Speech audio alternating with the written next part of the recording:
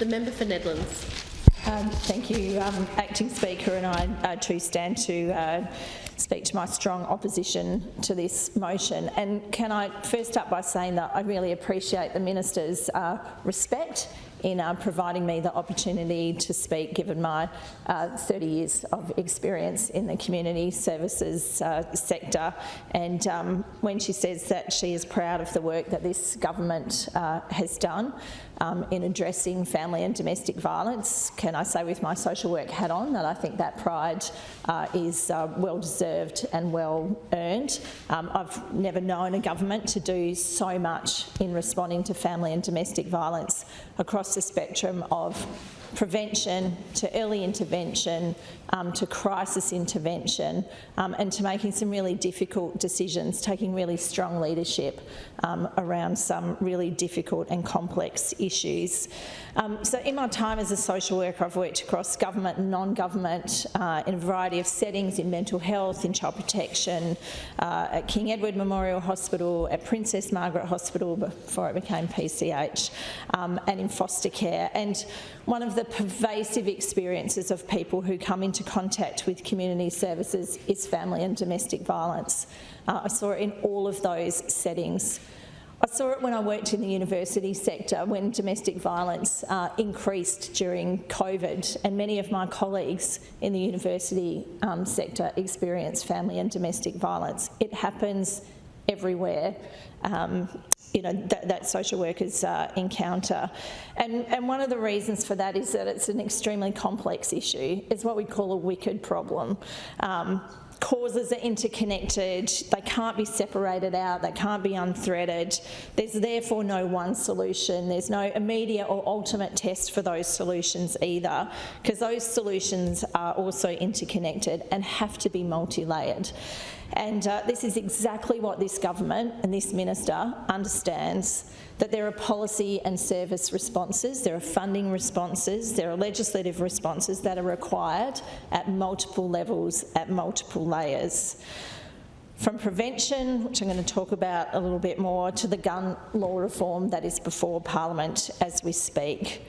And of course, we know very well that the gun reform is not the only response, but it's a really important one. I worked for a time on the Women's Domestic Violence Helpline, where women who were experiencing family and domestic violence would ring for support and for advice and for crisis intervention. And women who are experiencing family and domestic violence are acutely aware that the most dangerous time for them in their violent relationship is when they attempt to leave. Domestic violence is ultimately about power and control. It's ultimately about gendered power and control. And the loss of this power and control when a woman attempts to leave means an escalation of men's abuse, of men's violence, and an escalation and more extreme attempts at further control.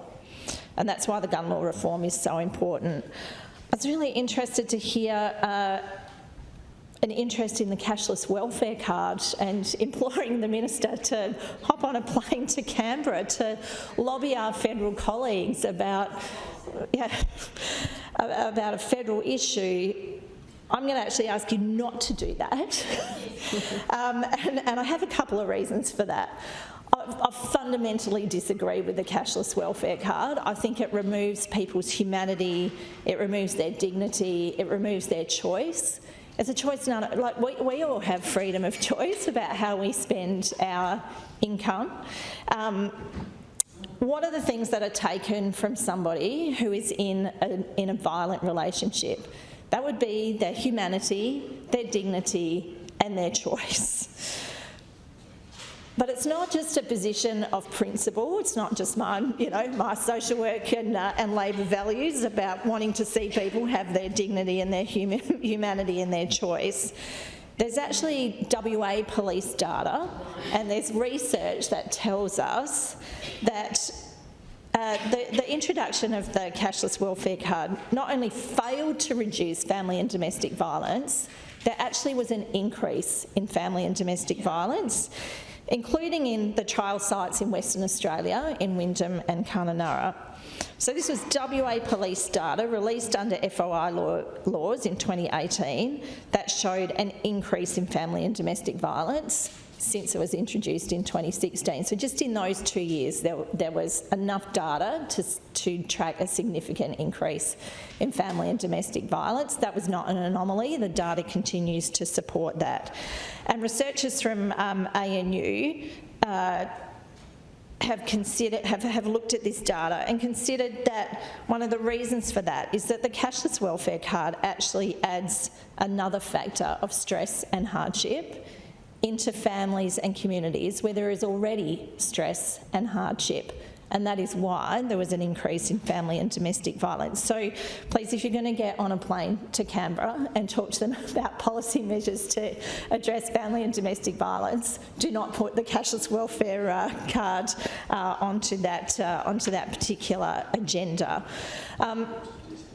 But I do want to speak today about the really essential but also complex work that this government is engaged in stopping violence at the start and actually stopping violence before it begins. And so they're about the primary prevention strategies that we've put in place to address the underlying causes of family and domestic violence. And a few weeks ago, I had the honour of representing the Minister to launch the primary prevention framework called Creating Foundations for Change, which provides a really structured and comprehensive approach to Western Australia's primary prevention. Foundations for Change has been developed by the Centre for Women's Safety and Wellbeing in partnership with Stopping Family Violence. And, there were contributions from cultural experts, from experts by lived experience involved in the creation of the framework, as well as people with diverse and extensive professional experience. The framework is informed by lived experience evidence, but also by practice and research evidence. There were many representatives of the sector at that launch, which did, I have to say, come a few days after the horrific crimes committed in Floreat, where their resilience was really tested. And despite their kind of, the lowness of the sector at that time, their interest and their engagement and their excitement for this framework was really palpable. And I will at this point as well give a shout out to all of those who work in the family and domestic violence space, whether it is, in that prevention space, in that research space, in the refuge space. My colleagues who continue to work on the Women's Domestic Violence Helpline, all of those who work in child protection, for the amazing, important, powerful work that you do with the women and children who are experiencing family and domestic violence, the complex work that you do, the work that requires intelligence, expertise, emotional intelligence. And that sector is really, really clear that they have a minister who supports them, who is aware of the complexity of the work that they do, who listens to their practice wisdom and their practice expertise and takes that on board and is responsive. I don't get that feedback just, because I'm a member of the government. Many of these people have been my colleagues for a very long time, and they genuinely share that feedback with me. But what the Foundations for Change reflects is that we know that the underlying drivers of family and domestic violence are gender inequality, gender stereotypes, sexism and misogyny. And the framework then very deliberately focuses on stopping violence from the perspective of preventing the perpetration of family and domestic violence, recognising therefore men's significant and enormous capacity for ending violence against women, for changing their own behaviour, for changing how they participate in conversations and for changing the conversations that they lead as well.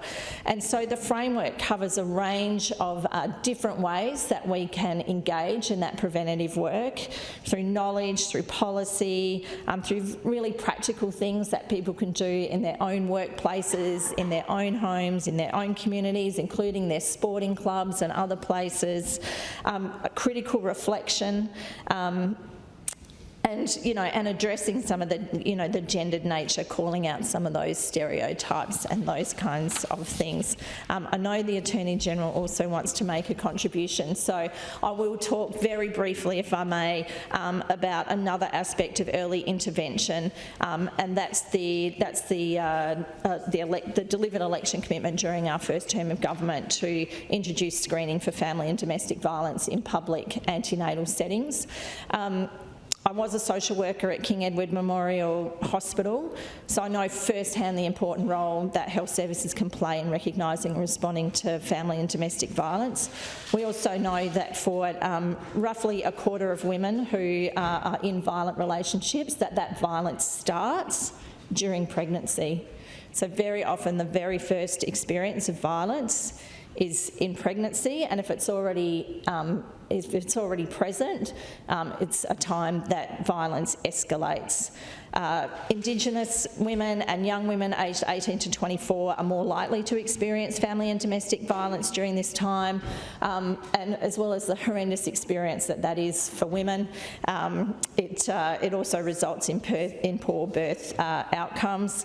Often there's unintended pregnancy, we see reproductive control, and some of the reasons for this are gender inequality being exacerbated, gender roles, gender norms, financial independence and the capacity to participate in the workforce changes, and a loss of control for the male partner.